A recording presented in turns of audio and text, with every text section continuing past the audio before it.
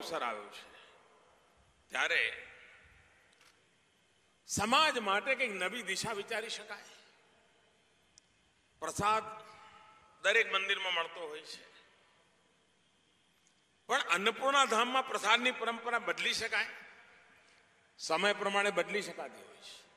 અને તેથી અહીંના કરતા ધરતાઓને મારી પ્રાર્થના છે કે અન્નપૂર્ણા ધામમાં જે કોઈ આવે એને, કારણ કે આ ધરતી માં સાથે જોડાયેલો સમાજ છે, એને પ્રસાદમાં જો છોડવો આપવામાં આવે અને એને કહેવામાં આવે ઘેર લઈ જઈને આ છોડ મોટો કરજો, જિંદગી ભર આ માતાનો પ્રસાદ એના ઘરના આંગણે કે એના ખેતરના ખૂણામાં પુણ્ય પ્રાપ્ત થાય કે ના થાય, અને નક્કી કરે કે આ માં અન્નપૂર્ણા માનો પ્રસાદ છે, એ ઝાડને કશું ના થવા દે, પર્યાવરણની રક્ષા થાય કે ના થાય. પ્રસાદનો પ્રસાદ, સેવાની સેવા અને જીવનની ઊંચાઈનું ઊંચાઈ. એમાં એક બીજું કામ કરી શકાય કે આપણે નક્કી કરીએ કે ભાઈ લેવા પટેલ સમાજની જેના ઘરમાં દીકરી પેદા થાય એ જરૂર દીકરીને પગે લગાડવા માટે અન્નપૂર્ણા ધામમાં આવે ને આવે જ. માં અન્નપૂર્ણાના આશીર્વાદ લે અને એને 5 છોડ આપીએ દીકરીને, અને એ પણ ઇમારતી લાકડું જેમાંથી નીકળે એવા છોડ આપીએ, સાદા સીધા નહીં.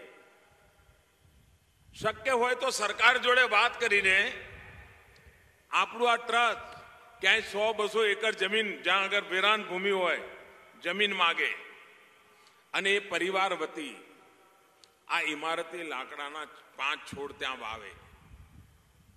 એ છોડ વાવીને એ દીકરી જ્યારે 20 વર્ષની થાય ત્યાં સુધીમાં ઇમારતી છોડ એને કાપીને બજારમાં વેચી શકાય એવડો થઈ જાય. એ 5 છોડ વાવીને એને 20 વર્ષ પછી કાપીને એનું જે લાકડાના પૈસા આવે ઇમારતી લાકડાના એ દીકરીને આપવામાં આવે. સુખેજીના લગ્ન થઈ જાય કે ના થઈ જાય, એના મા બાપને દેવું કરવું પડે. સરકાર જમીન આપે, તમે અહીંયા ઝાડ વાવજો, વ્યવસ્થા તમે કરજો, આખી એ જમીન લીલીછમ થઈ જાય. આજે હજારો કરોડ રૂપિયાનું ઇમારતી લાકડું વિદેશથી લાવવું પડે છે. આ દીકરીઓ મોટી થાય ને ઇમારતી લાકડું પણ મોટું થાય, બહારથી વિદ્યાર્થી ઇમારતી લાકડું લાવવાનું બંધ થાય. આપણા ધાર્મિક પરંપરાઓને આર્થિક વ્યવસ્થાઓ સાથે આધુનિક રૂપમાં કેવી રીતે જોડી શકાય, મને લાગે છે કે આ જગ્યા એ રીતે કામ કરી શકે. કોઈ પણ ચીજને જાતિવાદના રંગે રંગવી એ પાપ છે, પણ ઘણી વાર સમજવા માટે કામ આવે એટલા માટે હું કહું છું. સરદાર વલ્લભભાઈ પટેલને કોઈ જાતિના રંગે રંગે તો ખોટું કહેવાય.